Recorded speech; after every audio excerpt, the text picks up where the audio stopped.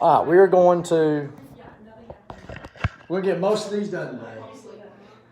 You'll enjoy some of it, you'll hate some of it. It's like, all right, today's life. You'll like some of this, you'll hate some of it. I'm going to draw a picture first. I wouldn't suggest drawing the picture. Maybe I'm drawing the picture so what I say will make sense. I think once you see the picture, what I say will make sense. Does that make sense?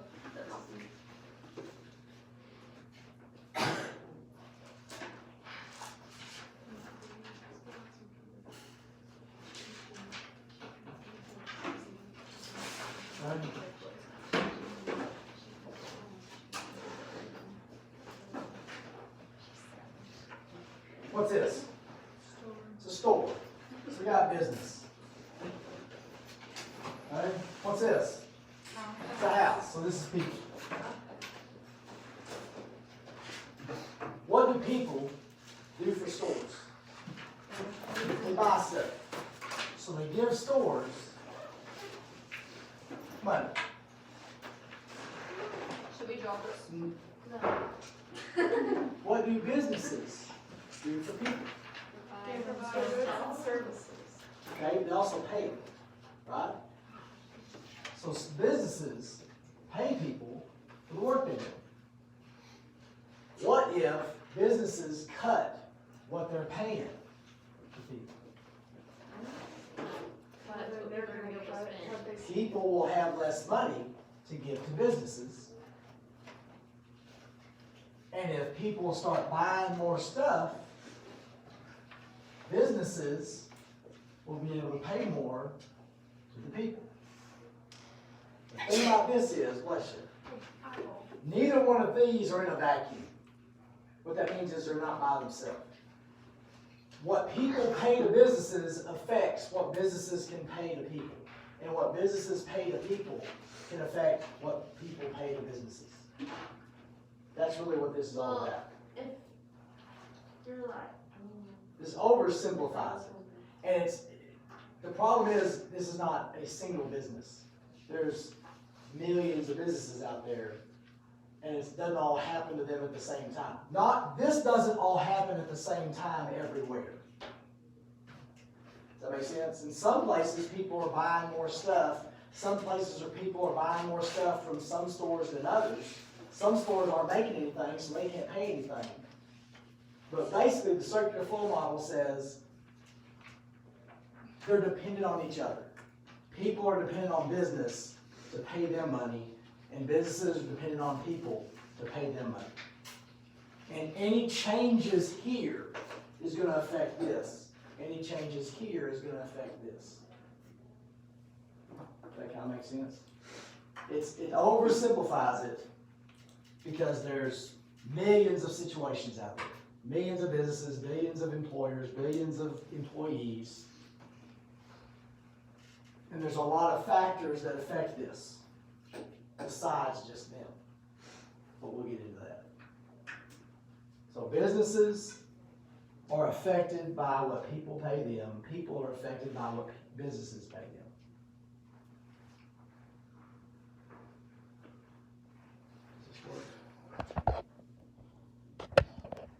Colt's trying to do away because we can't do it the way Mom's phone does it.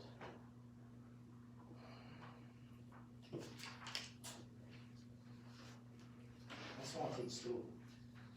I don't want to run a YouTube channel. I want to teach school. Your videos pop up on my YouTube recommendation from me watching them So I've seen while I it. was gone. Like Herb Brooks in Miracle. I didn't see it. I lived it. Every once in a while I will get messages from people. is it effective or affective? Yes. It doesn't matter. It stressed me out. Every once in a while I'll get a message from, I'll miss word the name of it. Hot Girl Online. They want me, and I haven't responded yet. Do you think I should? No. You don't think so? No. Yeah. You think I should? Yes. We're still getting cold, not me. So, actually cold for and it's never like a complete sentence. You talk me, you know, what? Whatever. Yeah, sure, whatever. It's not a good idea. All right, market economy, choice. We've discussed this, but I want to hit a little different here. As a, let's say, consumer.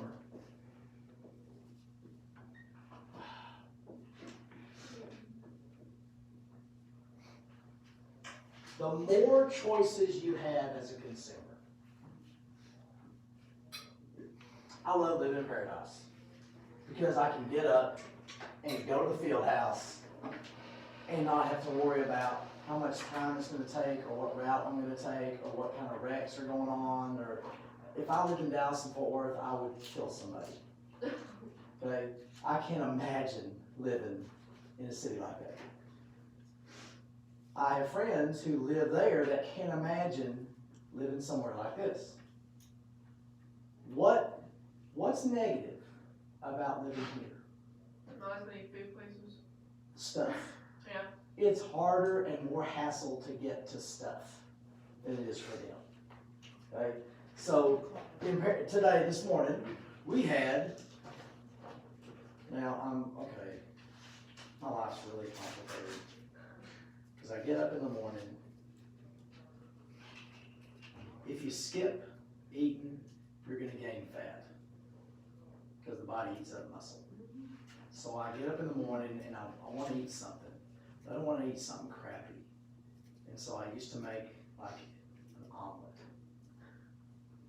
And then my heart has started going every once in a while. And supposedly eggs make happen. So now I try to find cereal that's not as horrifically bad for you as other cereals. So I use Frosted cereal. mini wheats without the Special K. Do you eat with Not the quite that good. with the yogurt? I Do you don't eat know. Raisin I'm Bran? not that serious about it. That's why I do lifting stuff. But anyway, I get up and there's no milk. Oh. And at 5:15 in the morning, there's nowhere to go in paradise to get milk. If I lived over there, I probably could pop in somewhere and get some milk. So, as a consumer, you know what I did today? This is how desperate I am. I made an egg white omelet. I got the eggs and kind of cracked them and tried to keep the yellow thing here and threw that away. And Use an empty water bottle and suck the yogurt. yeah, I did it. But I felt like, golly, I'm that guy now.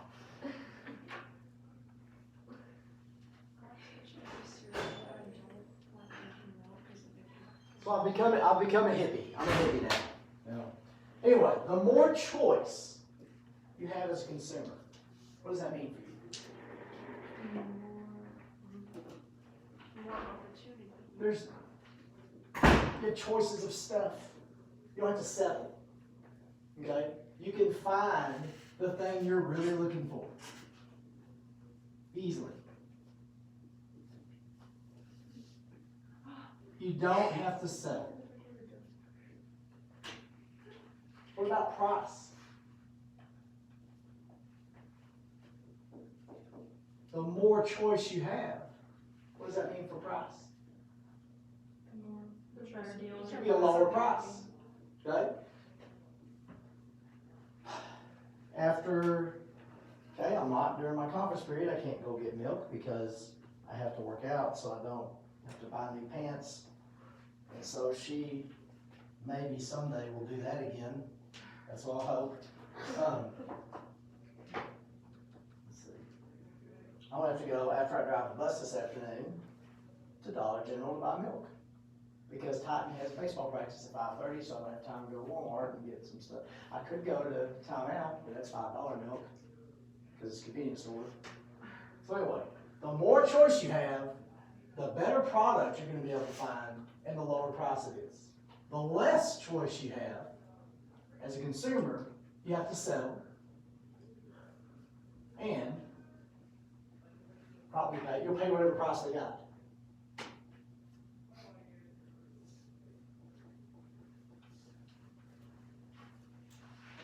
What about as a producer or a business?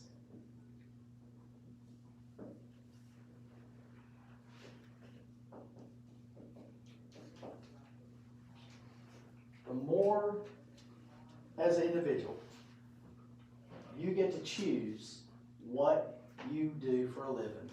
As a business, you get to choose what you offer, you get to choose what your business is gonna be like.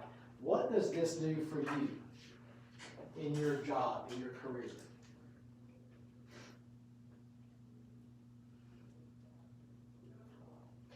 How many of y'all are gonna dig ditches for a living? Why not? You don't wanna do it. So what if you had 50 or 60 years of digging a ditch to look forward to? Everybody excited?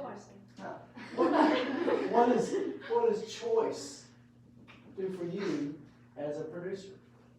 You can do what you want. You can get something that you like, that you're interested in. Now, what does that mean for the job you're gonna do, for the outcome, the output you're gonna produce? It's gonna be good. It's gonna be good. It's gonna be way better because it's something, you got to pick that.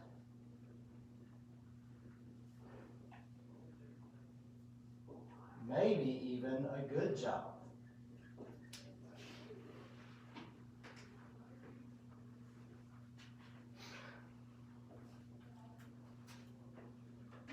Does that make sense? Is that cool?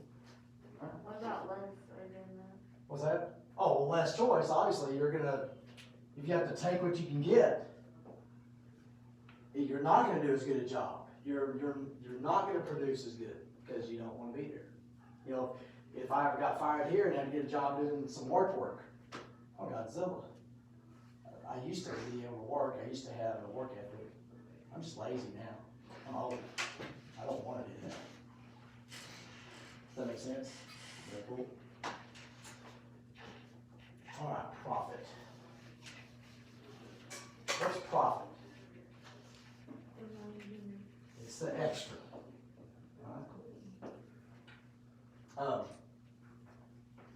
What profit motive means, okay, it's just common sense. Profit motive, there are some people who are motivated by the chance to make more profit. Right? Some people get up in the morning and go bust their tail because I want to make more. There are some people motivated by the fact that I don't want to get fired. I don't want to lose my business. Whatever. So therefore I have to make a profit. That is also a motivation, right? Some people are motivated by this, some people are motivated by this. It's all centered around profit. If I make a profit, I don't get fired, I don't lose my job. If I make more profit, I'm going to be better off. So that's a motivation. Does that make sense? There's two ways to make a profit. What is one way to increase your profit?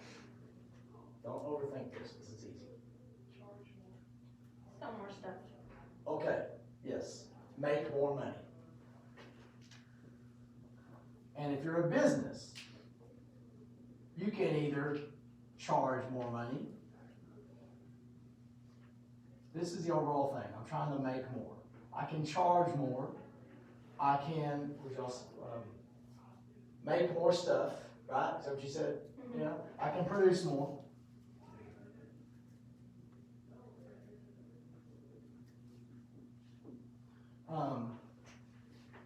Offer more stuff. What if I charge more? Let's do that. Does that always work?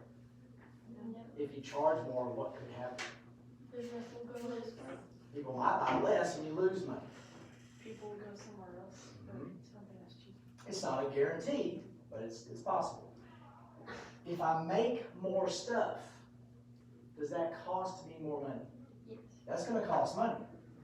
Is there a guarantee people are going to buy the extra stuff? No. Could I can advertise. Put it on some catchy little commercial. What does that mean for me? Cost money. It costs money.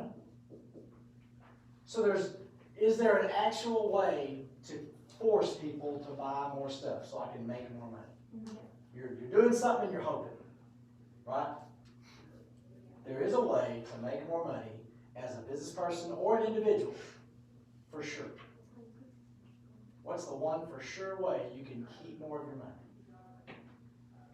Consistent. Lower your costs.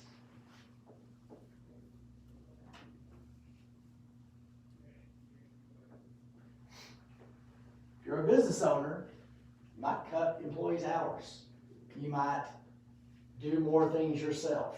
You might look for ways to be more efficient and waste less time and less money. If you're delivering stuff, you might try to coordinate deliveries better to where you're not using as much gas. If you're an individual, you might do away, what am I thinking of? Alzheimer's kicking in. I might not do away with stuff, but stop buying some stuff. Do away, what am I trying to say? Not do away with some stuff. I can tell Christy all the time, quit drinking Dr. Peppers. That's where the money goes. But yeah, if you stop doing something, you don't buy that. Quit buying as much. Do away. What? Oh my gosh, that makes me so mad. Anyway, that is a way for sure you can make more money. Is that fun? It's not fun. There's zero fun, sir. Ever seen, remember the Titans? Zero fun, sir. That's that coach's practice. Anyway, there you go.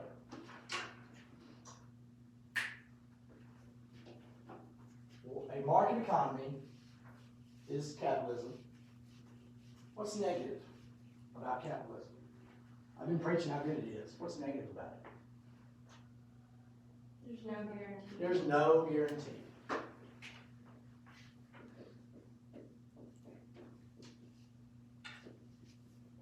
There's no guarantee of keeping your job. There's no guarantee of keeping your business. There's no guarantee of profit. There's no guarantee of retirement. When do you retire? You have enough money. Yeah, you retire when you can eat and not work. That's when you retire. You don't get at 65 and go, hey, I'm quitting, yay. You have to, there are periods in your life. There is, I guess you graduate from high school, I guess you get your career, find who God made for you, then you have kids, and then Coach Cobb, on the way back from football practice one day, looks at you and says, Coach Ronald, what do you take for your joints?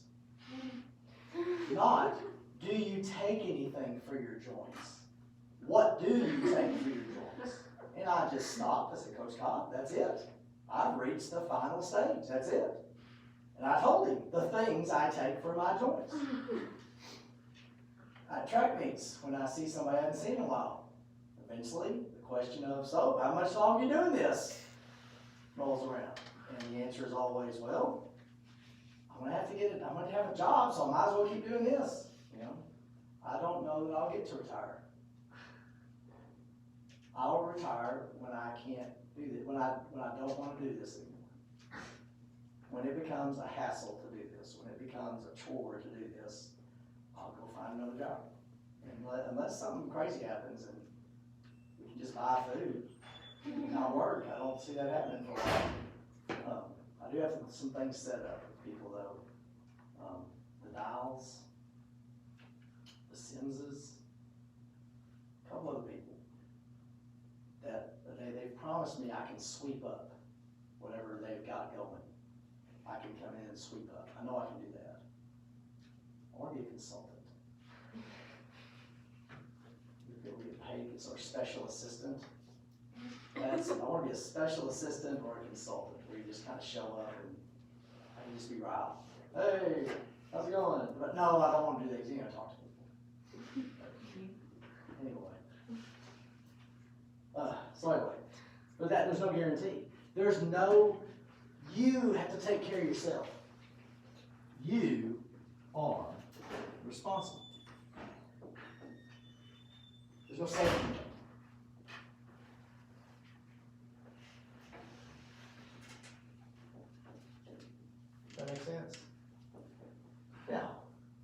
still better than communism.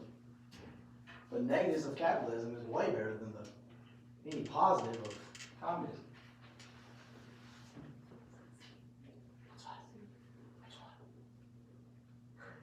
You're responsible. There's no safety net. But I want to eat. Okay. I do too. Sorry, you can't have mine. Christy gets so mad. It's like, any Cool Ranch Doritos that come in our house, those are my chips. I don't like other chips. Those are my chips. And Titan will go get some, and Pacer will go get some, and Christy just goes, you guys just get so, you're like bears in food. Nobody can have your food. Well, yeah, you live with food in your house. I live with food not in my house for a long time. Shouldn't understand. All right, what we got? Nationalizing. Okay, I can tell you a little story here. You might be bored with this, but this is real life. If you nationalize something, that means to put it under government control.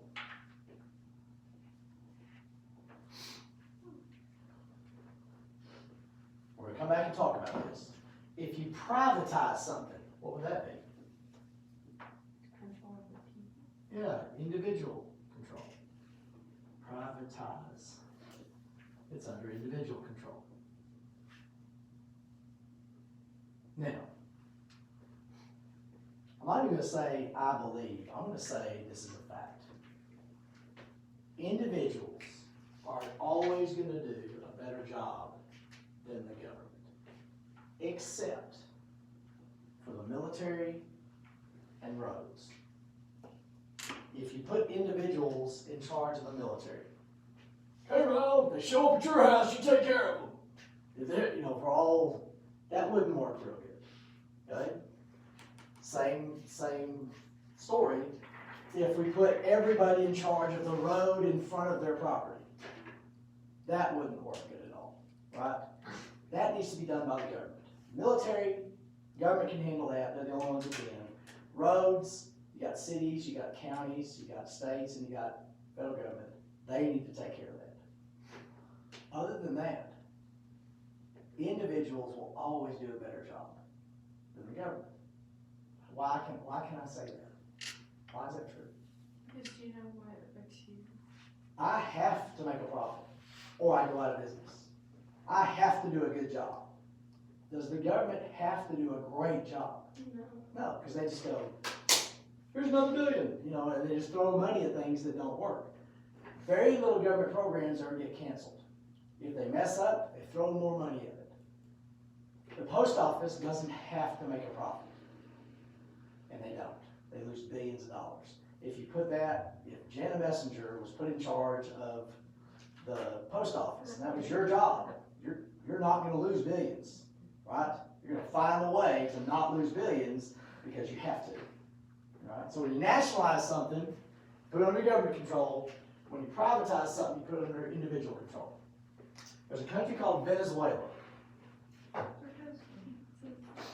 Venezuela was once the wealthiest country in South America. It was one of the most prosperous countries in the world. This is a story written by someone who grew up in Venezuela, so it's not my opinion. How socialism turned Venezuela from the wealthiest country in South America into an economic basket case.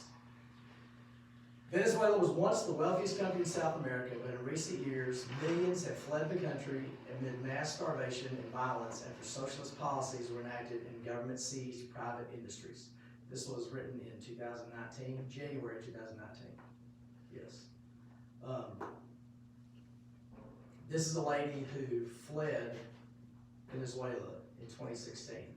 She said, socialism not only takes away from people the access to basic food and medicines, but also creates an environment in which life is worth nothing.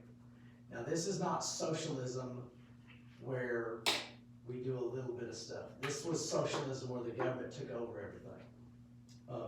Y'all stay with me now. I know this is boring, but so is Snapchat. I've seen that. That's not really, there's nothing exciting about that. How have they said it? How did someone make you say I'll just go how did they do that to y'all? I just don't, well, anyway. 1992, a Venezuelan lieutenant colonel named Hugo Chavez led several army units in a coup against the government. It didn't work. He got thrown in prison. In, let's see, 96, which 96, I was 1 year away from being here. He ran for president. He won, and then he redid the Constitution in 98. And this is here we go. Give me a second. A series of changes started to show us a terrifying truth, said Giannana, I can't say it. Constant attacks on private property, implementation of very harmful economic policies, criminalization of dissent. You know what dissent is? You can't protest. You can't gripe. Thousands of private businesses were nationalized, including media outlets, means the news, oil and power companies, mines, farms, banks, factories, and grocery stores. It worked at first because they had a lot of oil money, and they were able to decrease poverty. They were able to fund with a lot of the oil money. They were able to fund a lot with oil money. When oil prices went down, the rest of the economy was just destroyed. Let's see. This lady is from Venezuela, said, living in Venezuela was not living anymore. My family only spent their time trying to find food and medicine to survive. The apartment they left behind, my home for 24 years, is now empty. They're not coming back. They limited what you could buy food-wise. You could buy 2 pastas, 2 milks, 1 chicken, and the government told you how much food, what food you could get. So in just 10 years, it went from thriving economy to disaster because they nationalized stuff. All right. We'll get to stuff that's more exciting. You're going to laugh at least one more time. That's a problem. Global economy. You ever played, the boys had a game with sticks and marbles? It's like a tube, and you pull the stick out, and you don't want to be the one that pulls the stick out that drops the marbles. Okay? That's the global economy. Everything's connected. If something messes up here, it's going to affect this, this, and this. And if something goes good here, it's going to affect this, this, and this. Everything's intertwined. Does that make sense? We're not isolated. All of our economies are connected. Foreign countries have factories in America. We have factories in foreign countries. Parts from this country are used to make this American product, and parts from this America is used to make this stuff. It's all intertwined.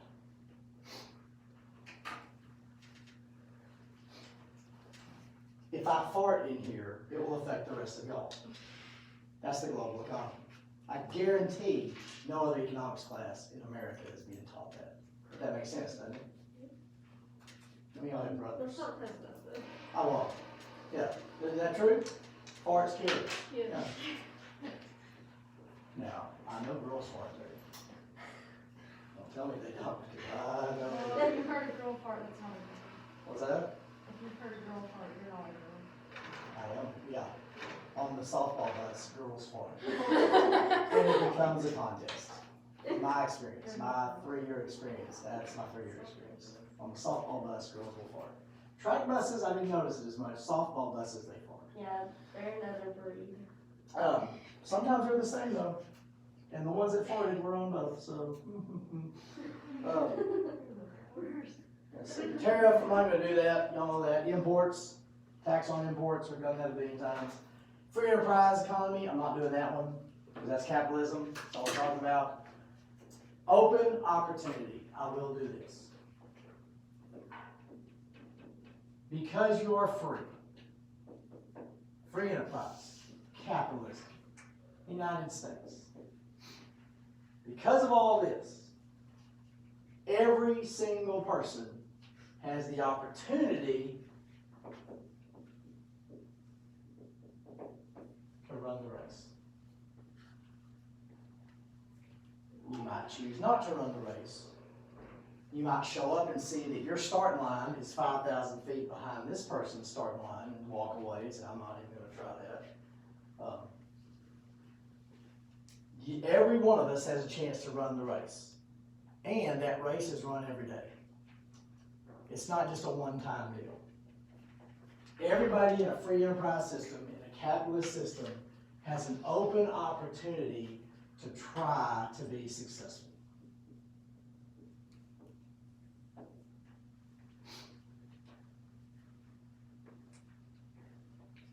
No matter where you're at, no matter what you're up against, you got a shot. There's no guarantee. And you might be running the steeplechase, and other people might be running the 50. Have you ever seen the steeplechase? That's the dumbest race ever. I guess they wanted to cross country, but they wanted to be able to stay on a track. Why would you go to Six Flags and ride water rides? I've never understood that one. Because who wants, you know, and then the wet shorts, that never leads. Hot day plus wet shorts never leads to anything good. But does this kind of make sense? If you grew up in communist, if you go up from Venezuela right now, you don't have that opportunity to run a race. You're trying to eat one chicken a week or whatever. And last, this is where you won't believe this. You've probably seen this. But a guy named Gary Dahl in 1975. He's an advertising executive. And he's sitting around with his friends. I don't know if girls do this. I'm sure they do something like this. I know guys sit around and come up with stupid stuff. And then we go with it. And it builds and gets bigger and bigger and dumber and dumber. Him and his pals are sitting around, and he basically said, I bet I could get people to buy rocks. And no, you couldn't. Well, I could. Yeah, you could do it. And they just started going with it. He came up with the idea of the pet rock.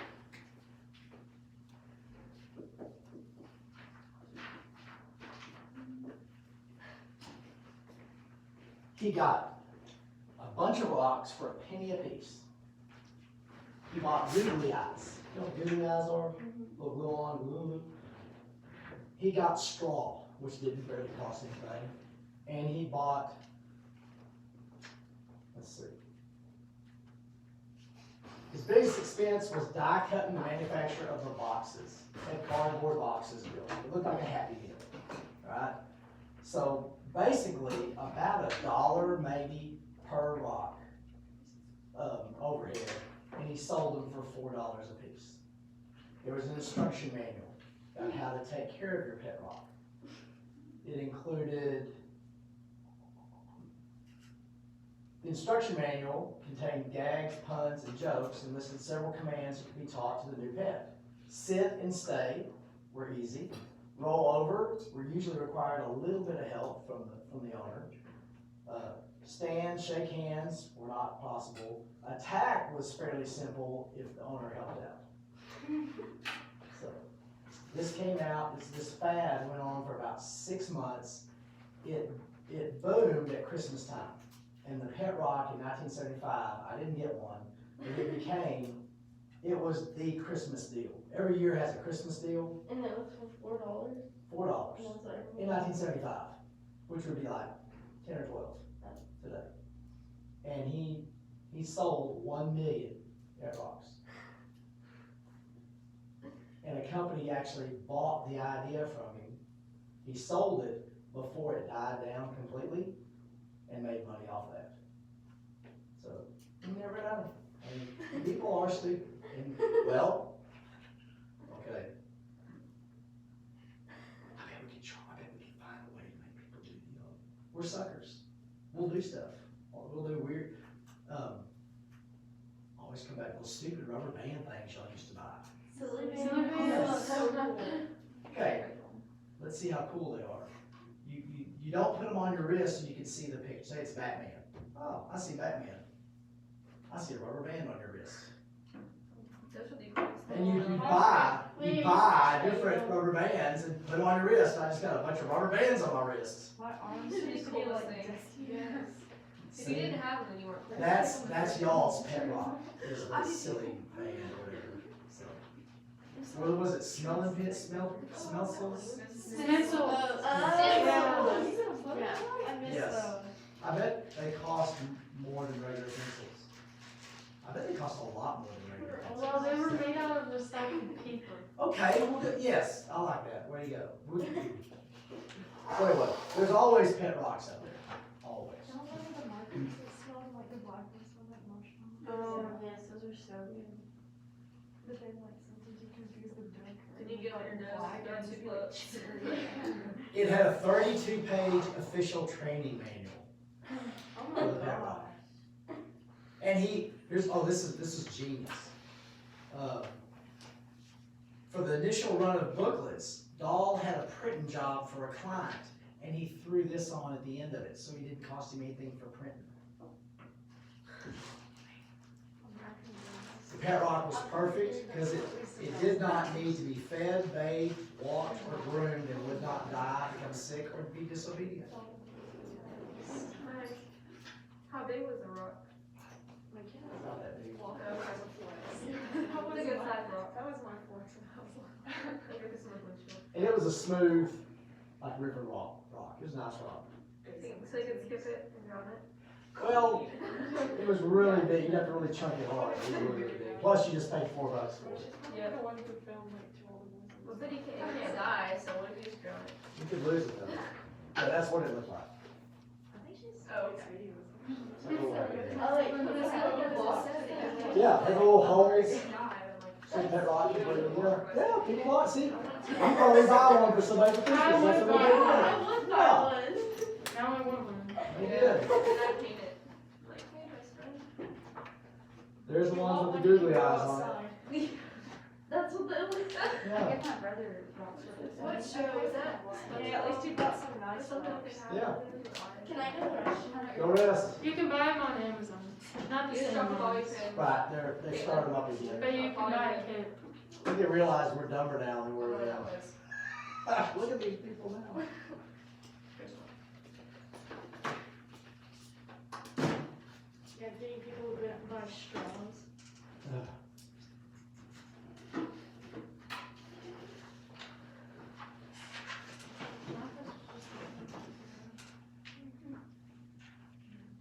He has a net worth of $2 million right now. That's all it takes to get rich. Crazy.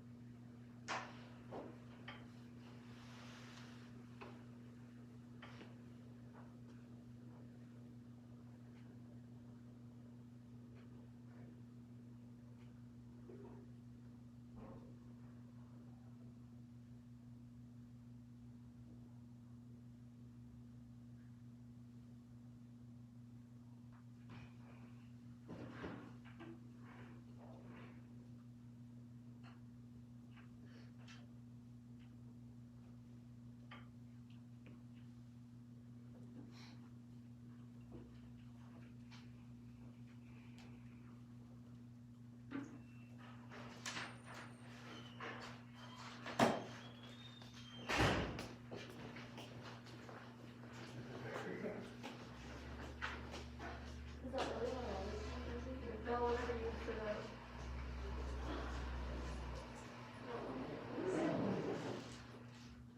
Megan texted me at like midnight last night and said, girl, that I'm like, I was like, I know.